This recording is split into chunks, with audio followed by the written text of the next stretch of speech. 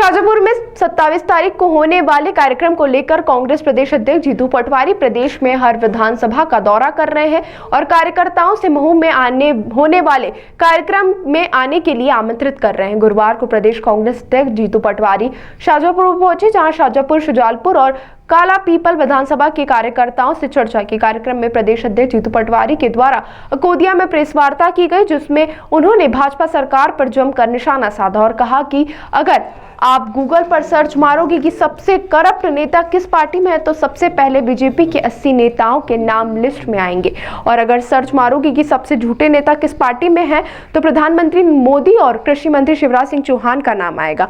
फिर यह करो कि दुष्कर्म सबसे ज्यादा किस पार्टी में है तो सबसे ज्यादा नाम बीजेपी के नेताओं के आएंगे। तो यह क्या एहसास करा रहे हैं? गूगल को तो कांग्रेस पार्टी ने नहीं सिखा दिया, यह जो भारतीय जनता पार्टी का जाल चरित्र चेहरा है यह बेनकाब है। उनने थोक में लिया, ये करप्शन की पराकाष्ठा है। तो मैं बहुत गंभीर बात कर रहा हूं आप सबसे। ये सब लड़ाई लड़ने के लिए कांग्रेस पार्टी को मजबूत होना पड़ेगा, कांग्रेस को ताकतवर होना पड़ेगा।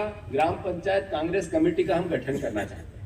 एक अध्यक्ष पंचायत का पार्टी की अंतिम इकाई का बने। पंचायत 25 लोगों की कमेटी में 25 के भ्रष्टाचार सुने, पोषण आहार में भ्रष्टाचार, कृषि विभाग में भ्रष्टाचार, परिवहन विभाग में भ्रष्टाचार, नौकरी बच्चों की व्यापम जैसा भ्रष्टाचार, ऐसे सैकड़ों भ्रष्टाचार। पर कभी आपने सुना चम्मच भ्रष्टाचार हुआ? चम्मच कभी सुना?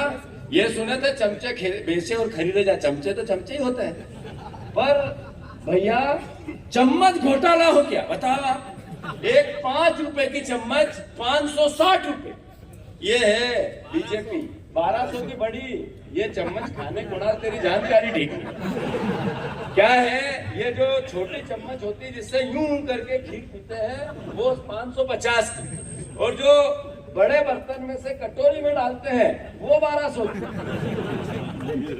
जानकारी आज 15 दिनों से 14 दिनों से लगातार पश्चिमी मध्य प्रदेश का पूरा दौरा हर विधानसभा का हमें करने का अवसर मिला। पार्टी के सभी वरिष्ठ जन आदरणीय सज्जन वर्मा जी, जोशी जी, सिकरवार जी, जिलाध्यक्ष जी, सब परिवार के लोग अलग अलग जगह अलग अलग विधानसभाओं में और भी हम सब एकत्रित होकर भी गए। लोगों में बहुत दृढ़ता से ये बात मानसिक रूप से बस गई है कि सबसे करप्ट अगर कोई सरकार है तो मोहन यादव की, सबसे भ्रष्ट सरकार है देश में कोई तो मोहन यादव की। मैं मानता हूं कि हमारा दायित्व है, जनता ने हमें विपक्ष की भूमिका निभाने का आदेश दिया। हमने विपक्ष की भूमिका में संगठन हमारा मजबूत कैसे हो, ये पूरा वर्ष संघर्ष पर्व के रूप में कांग्रेस पार्टी मनाएगी। इस दृढ़ इच्छा शक्ति के साथ हमने 27 तारीख को महू में राहुल जी, प्रियंका जी, आदरणीय खड़गे जी जय बापू, जय भीम, जय संविधान की यात्रा को लेकर आ रहे हैं। ये मध्य प्रदेश के लिए शुरुआत है।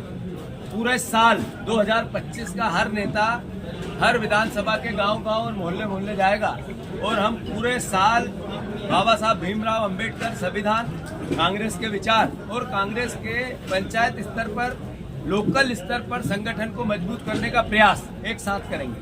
मैं मानता हूं कि जब राहुल जी आ रहे हैं, भारतीय जनता पार्टी का जो चेहरा है वो बेनकाब हुआ है अंबेडकर और संविधान के खिलाफ, तो हमारा दायित्व और बढ़ जाता है कि ऐसे लोगों के हाथ में संविधान है जिसको आदरणीय भीमराव अंबेडकर जी ने ये कहा था, जिन हाथों में होगा वैसा उपयोग होगा। इतना दुरुपयोग संविधान का कर सकती है भारतीय जनता पार्टी कर रही है, और कांग्रेस इसका क्रिटिसिज्म है। भाई साहब, आज सीएम ने भोपाल में फ्लाईओवर का नाम चेंज कर अंबेडकर जी के नाम पे किया, उसको ट्वीट भी किया, क्या मामला? धन्यवाद उनको कि एक अंबेडकर जी के नाम से उनने ब्रिज का नाम रखा, पर उनसे सवाल है कि अंबेडकर के जो परिवार के लोग हैं, जो संविधान से प्यार करने वाले लोग हैं, जो संविधान के कारण इस देश में सम्मान पाना चाहते हैं, उनकी इतनी दुर्गति क्यों है? क्या कारण है अमित शाह ने अंबेडकर जी का अपमान किया? क्या कारण है कि आरएसएस प्रमुख ने ये कहा कि संविधान, ये देश तो अभी 2024 में आज़ाद हुआ? इसका मतलब ये है कि जो जिन महापुरुषों ने आज़ादी करोड़ों ने आजादी में अपना अंतिम सांस ली, आजादी की लड़ाई में उनका अपमान हुआ। क्या ये अमित शाह की गलती की माफी खुद मांगेंगे, अमित शाह से करवाएंगे? क्या कारण है कि बार बार वो संविधान पे सवाल उठाते हैं, आरक्षण पे सवाल उठाते हैं? तो इसके लिए मोहन यादव जी कोई वक्तव्य देंगे? एक ब्रिज का नाम रख लेने से उनके पाप नहीं होते, पर ब्रिज का नाम रखा, इसलिए धन्यवाद। जो भाजपा संस्कार मैं भी कह चुका हूँ, ये कोई मेरा आरोप नहीं है। आप भी गूगल सर्च करो और ये लिखो कि सबसे करप्ट नेता किस पार्टी में, तो पहले 100 नाम में बीजेपी के 80 नाम आते हैं।